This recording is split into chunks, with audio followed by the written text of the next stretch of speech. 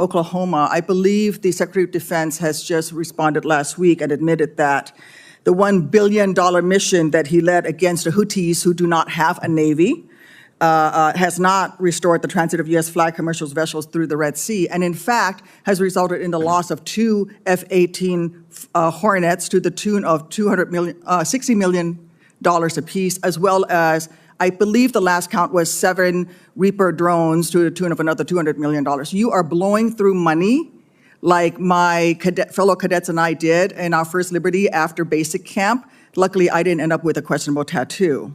Your failures, Mr. Secretary, since you've taken office has been staggering. You sent classified operational information over Signal to chest thump in front of your wife, who, by the way, has no security clearance, risking service member lives in the process. You blew the $1 billion fight against the Houthis, whom, again, as my colleague says, has no navy, and yet you lost all of those aircraft. You've created such a hostile command environment that no one wants to serve as your chief of staff or work with you in other senior DoD leadership roles. But what we should all be talking about, more than all of this, is that you have an unjustified, un-American misuse of the military in American cities, pulling resources and attention away from core missions to the detriment of the country, the warfighters, and yes, the warfighting that you claim to love. I don't know if this is because you are too inexperienced and incompetent to understand the real threats facing our country, or if it's because you are just an unqualified yes man who can't tell the president how to keep Americans safe. You are focusing on renaming basis for Confederate generals. You said just now to Senator King that to a man and to a woman, we would rather be associated with the old Confederate names. Well, I am one of those women. I served at Fort Rucker, Alabama, a base that was named for a traitor who took arms against the United States of America, led troops who killed Americans. It was renamed for Mike Novosel, a Medal of Honor recipient, who in his citation for the Medal of Honor includes that he saved 29 American lives, to include hovering backwards in a helicopter towards an enemy bunker where a wounded American was laying and saved that person, including after being taken fire himself. I know a little something about what it takes to fly a helicopter when you've been hit by enemy fire. That was heroic. I'd rather be associated with Mike Novosel than a failed Confederate traitor. I don't know whether you are inexperienced or too incompetent, but I wonder when you will actually focus on our nation's warfighting mission. We know that California is just a deliberate, systematic, political and dangerous campaign led by you. We should not be using our military to play cops against Americans. General Kane, as chairman, a key part of your job is to coordinate military planning across the joint force. Is the department currently incorporating into any military plans expanding the use of the reserve forces to include the National Guard or active duty troops to support domestic law enforcement, including in other locations in the United States? Senator, you know, we careful. No, General.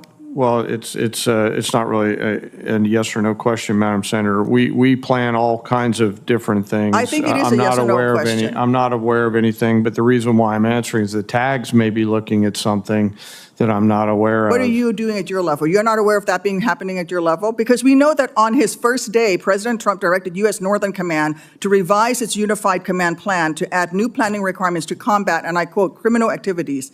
A series of follow-up executive orders continue to redirect DOD priorities to supporting domestic law enforcement, including one in April that tells DOD, and I quote, use national security assets for law and order. In other words, do law enforcement's job. I'd like to enter these executive orders into the record, Mr. Chairman. Is there objection? Without objection, so ordered. Secretary Hegseth, you say you are focused on warfighting and warriors. These are your words.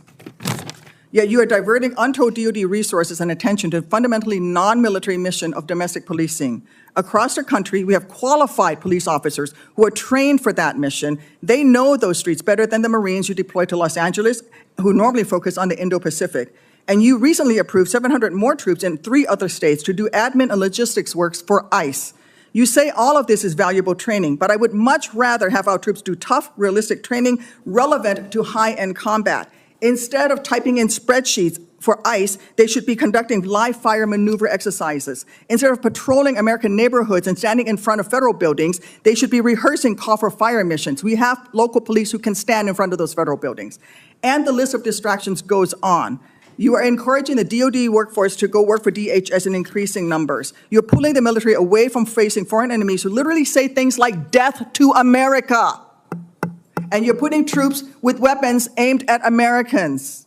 Mr. Secretary, let the military get back to its real job. Stop forcing them to do DHSs. And if you want to be Welcome back to Crossline Politics. Before we get into it, make sure you like this video and subscribe to the channel so we can keep bringing you clear, honest, political breakdowns from a patriotic perspective. In the hearing we just watched, Senator Tammy Duckworth delivered one of the most direct and uncompromising accountability moments we've seen in months. She laid out, point by point, how the Secretary of Defense has burned through almost $1 billion on a failed mission against the Houthis, losing multiple F-18 and Reaper drones while achieving none of the stated goals. As a combat veteran herself, Duckworth made it clear that this wasn't about politics.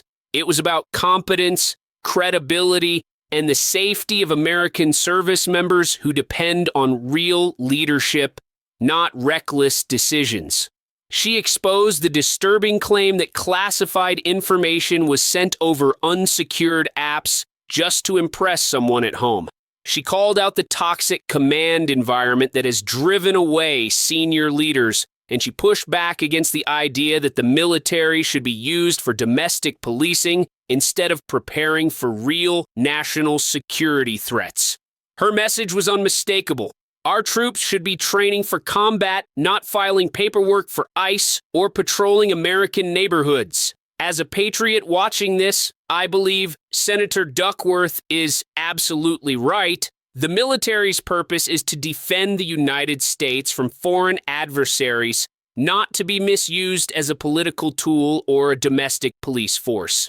Redirecting resources away from true warfighting missions weakens our readiness and puts our national security at risk. Duckworth's reminder that bases should honor real American heroes, not Confederate traitors, underscores what real patriotism looks like. Loyalty to the United States and to those who protected it. This hearing wasn't just a clash, it was a wake-up call. The American people deserve accountability. Our troops deserve leadership worthy of their sacrifice, and our national security deserves more than mismanagement disguised as strength. If you want more concise, honest, political breakdowns like this, subscribe to Crossline Politics and hit the like button to support the channel.